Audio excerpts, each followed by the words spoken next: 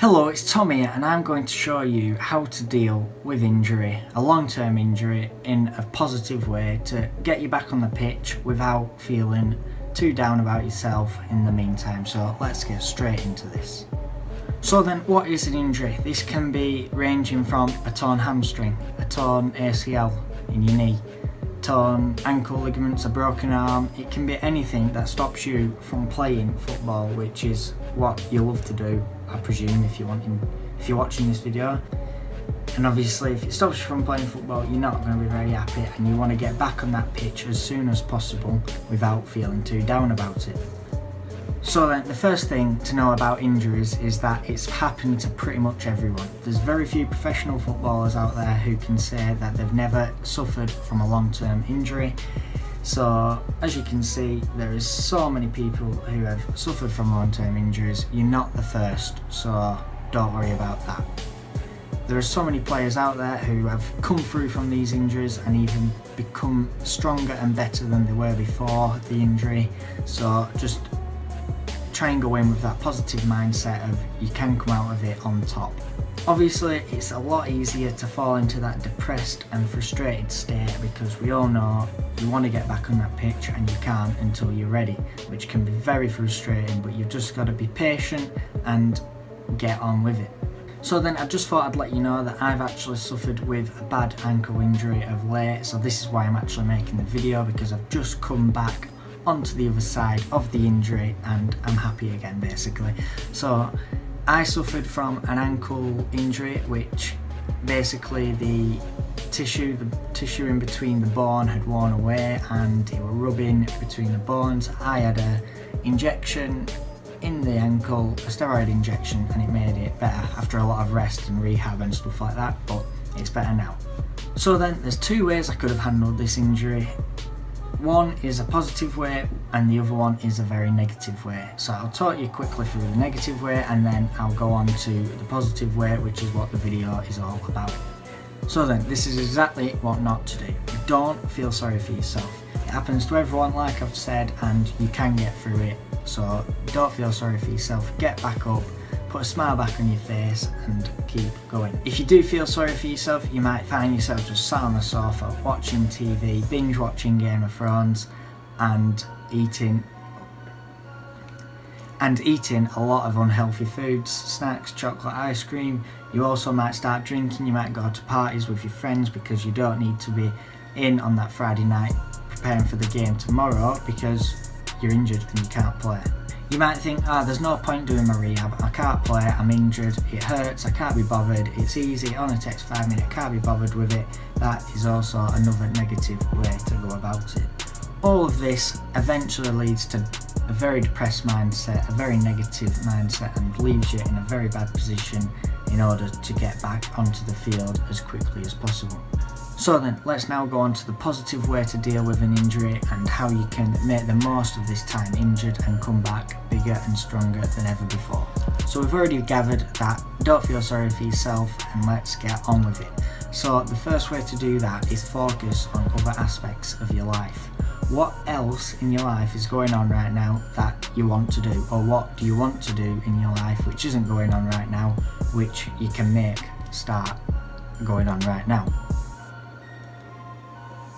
For example, I was 17 when I got injured, I'm still 17 now, but that means in the UK that you can start driving. So when I got injured, I thought, what can I do? I can start learning how to drive. So I put a lot of time and effort into learning how to drive. I was getting lessons every week and I also got insured on my parents' car so I could go out a lot and learn to drive with them, as it's a very useful skill to have and I wanted to get that done out of the way. This can be anything though. If you want to start a YouTube channel, go and start a YouTube channel. If you want to start an Instagram page, go and start an Instagram page. There's so many things that you must want to do out there but you can't do because you're focusing all your time on football.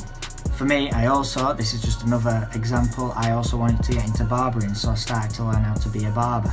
But there's so many ideas out there which surely there's more things to life than just football. I know it's the main thing, it's the main thing to me, but there's other things out there, just try and focus on them.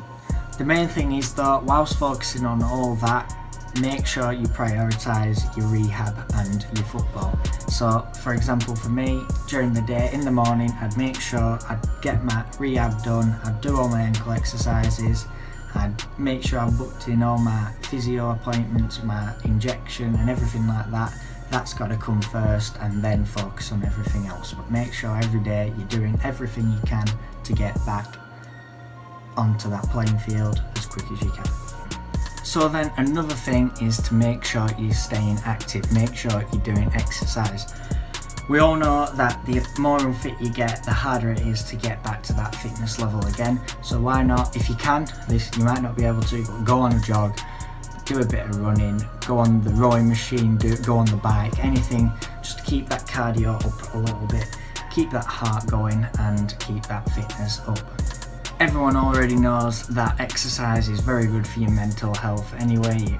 It releases chemicals, and that's not really for me. I don't really know all that, but I know that it's good for you and it makes you happy. So do exercise. It's very good for stress release and very good for your mental well-being altogether.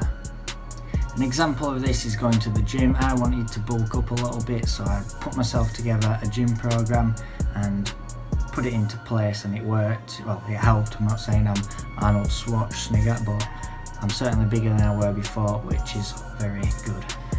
My third and last point is actually to do with your mental well-being and how much you actually want to pursue your career as a footballer, presuming that's what you want to do.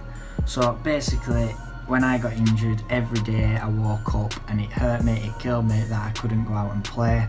When I went into my football team, my scholarship, I'd be inside doing my college work because that's focusing on another area of my life, whilst I look out the window and watch all my teammates train, which killed me. All I wanted to do was get out there.